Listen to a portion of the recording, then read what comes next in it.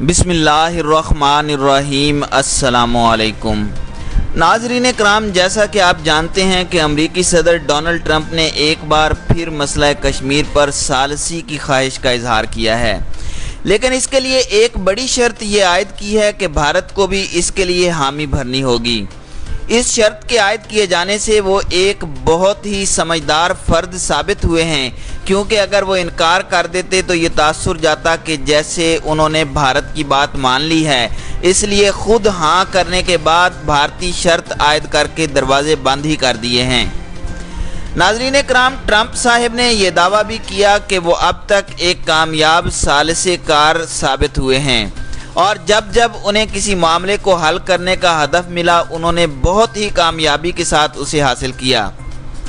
नाज़रीन कराम, जब अमरीकी सदर ये बात इंतहाई एतमाद से कह रहे थे तो हमें अचानक इसराइल और फ़लस्तीन के मामले को हल करने के हवाले से उनका दावा याद आ गया और वहाँ जो जो कारनामे उन्होंने अंजाम दिए हैं, उनका ख्याल आते ही ये दुआ दिल से निकली कि मसला कश्मीर से मुतालिक ट्रंप सालिस का किरदार अदा ना ही करें तो बेहतर है। ऐसा क्यों कह रहा हूँ, इसका जवाब जानने के लिए पहले इसराइल और फ़लस्तीन के मसले पर उनके किरदार पर रोशनी डाल लेते हैं। मोअज़्ज़िज़ नाज़रीन कराम, डोनाल्ड ट्रंप ने मुंतखब होते ही इंतहाई यकीन के साथ ये दावा किया था कि वो बहुत ही जल्द इस अहम तरीन मसले को हल कर लेंगे। हालांकि उनसे पहले आने वाले तमाम तर कोशिश के बावजूद भी इस मकसद के हुसूल में नाकाम रहे थे।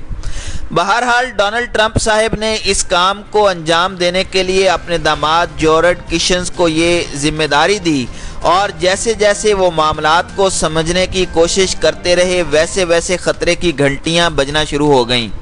लेकिन अब चूँकि वो मामले को हल करने का वादा कर चुके थे और इस हाल के लिए उन्होंने ये कहीं जिक्र नहीं किया था कि फ्रीकैन की बात सुनी जाएगी या उनके साथ इंसाफ होगा, लिहाजा उन्होंने अपने तौर पर चीज़ों को तय करना शुरू कर दिया। नाज़रीन कराम, इस काम के लिए उन्होंने सिर्फ अमरीकी सफारत खाने को तेल अवीव से मकबूजा बैतुल मक़दस मुंतकिल करने का फ़ैसला नहीं किया, बल्कि शाम की गोलन हाइट्स पर भी इसराइल के कब्ज़े को जायज़ करार दे दिया, जो उसने 1967 में कायम किया था। यही वजह थी कि बहुत से तज्ज़ियाकारों ने अमन के हवाले से ट्रंप के दावों को नाकाम करार दे दिया। नाजरीन, फिर गुज़श्ता 2 सालों से हम डील ऑफ द सेंचुरी का जिक्र भी बहुत सुन रहे हैं। ये डील आखिर क्या है? अगरचे ये पूरी तरह अब तक सामने नहीं आ सकी, लेकिन जितने निकात भी वाज़े हुए हैं उनकी रोशनी में ये फ़लस्तीनियों को पैसों के इवज़ ख़रीदने की एक स्कीम है। वो कैसे? वो ऐसे कि अमेरिका ने फ़लस्तीन, उर्दन, शाम और लुबनान के लिए $50 अरब का तरक्याती पैकेज मख्तस किया है। सुनने में ये तो बहुत अच्छा लग रहा है, लेकिन इसके हुसूल के लिए फ़लस्तीनियों को बड़ी कुर्बानी देनी होगी और वो कुर्बानी ये है कि 50 लाख फ़लस्तीनी मुहाजिरीन को अपनी ज़मीन से लाताल्लुकी करने का ऐलान करना होगा, जो उनसे 1948 में छीनी गई थी। नाज़रीन कराम, अब ज़रा तसव्वुर तो कीजिए कि कल बतौर सालिस अगर अमरीकी सदर डोनाल्ड ट्रंप मकबूजा कश्मीर को बाकायदा तौर पर भारत का हिस्सा करार दे देते हैं और कश्मीरियों को भी यूं ही अपनी ज़मीन छोड़ने के लिए भारी रकम बतौर रिश्वत देने की ऑफ़र करते हैं, तो पाकिस्तान क्या करेगा?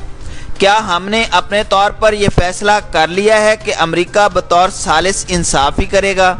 क्या भारत में अमरीकी मफादात को हम भूल गए हैं? क्या ये मुमकिन है कि अमेरिका भारत को नाराज़ करते हुए कश्मीर के हवाले से वहाँ के अवाम की मंशा के मुताबिक फ़ैसला करे? नाजरीन, इसलिए हमें ये समझ लेना चाहिए कि 70 सालों से जिस वाहिद मकसद के लिए हमने कोई समझौता नहीं किया, वो ट्रंप जैसे मौसूफ के हवाले करना कितना ख़तरनाक साबित हो सकता है। नाजरीन कराम, ट्रंप से मुतालिक कुछ और पहलुओं पर बात कर ली जाए तो बेहतर रहेगी। ये बात कौन नहीं जानता कि सियासत में आने से पहले ट्रंप साहब एक कामयाब कारोबारी फ़र्द थे और कामयाब कारोबारी बनने के लिए ये बात नागुज़ीर है कि वो अच्छी और फ़ायदेमंद डील्स करने का हुनर जानता हो। गुज़श्ता कई माह से ट्रंप जो कुछ पाकिस्तान और भारत के साथ कर रहे हैं, वो उनके साबिक़ा तजर्बे का मुँह बोलता सबूत है। मैं इस राय पर कायम हूँ کہ مسئلہ کشمیر سے ٹرمپ اور امریکہ کو کوئی لینا دینا نہیں ہے۔ وہ اس ایشو کے ذریعے اپنی 5 انگلیاں گھی اور سر کڑائی میں رکھنا چاہتا ہے۔ ناظرین کرام، ہم نے گزشتہ 2 دنوں میں یہ دیکھ لیا کہ کس طرح ٹرمپ صاحب نے مودی کے ساتھ کھڑے ہو کر ان کی واہ واہ کی اور پھر اگلے ہی دن پاکستانی وزیر اعظم عمران خان کے ساتھ ملاقات کر کے خود کو خوش نصیب قرار دیا۔ یعنی جس ٹرمپ کے بارے میں لوگ کہا کرتے تھے کہ کیسا فرد امریکہ پر حکمرانی کے لیے آ گیا ہے، انہیں اب سمجھ آ جانا چاہیے کہ وہ اپنے مفادات کی خاطر کس طرح 2 مخالفین کو بھی بیک وقت خوش رکھ سکتا ہے۔ ناظرین اکرام، حقیقت یہ ہے کہ ڈونلڈ ٹرمپ کو بھارت میں کامیاب کاروبار دکھائی دے رہا ہے اور دوسری جانب پاکستان کی مدد کے ذریعے افغانستان سے باعزت باہر نکلنے کا راستہ نظر آ رہا ہے۔ پھر وہ ان دونوں کاموں کے ساتھ نوبل امن ایوارڈ کی صورت بونس بھی حاصل کرنا چاہتے ہیں۔ ناظرین اکرام، اس لیے پاکستان کو خبردار رہنے کی ضرورت ہے۔ بھارت اپنی چالیں بہت اچھی طرح چل رہا ہے۔ وہ امریکہ کو کاروبار دینے کے عوض بہت سارے فوائد حاصل کرنے کی پوزیشن مضبوط سے مضبوط تر کرتا جا رہا ہے۔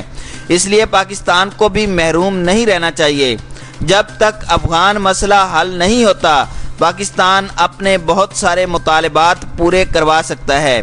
بس شرط یہ ہے کہ جارحانہ حکمت عملی اپنائی جائے۔